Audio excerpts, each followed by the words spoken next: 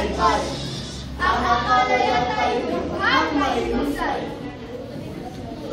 Sa pag-aaral ng taong nagdamit, hindi ba nagkulang sa ibig sabihin?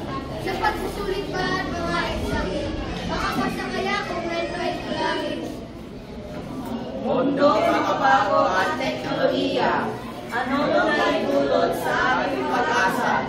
Kabataan tubo, mag-aaral sana, bilang makukulit ng sariling wika. Ngayon nagtatampo, wikang Pilipino.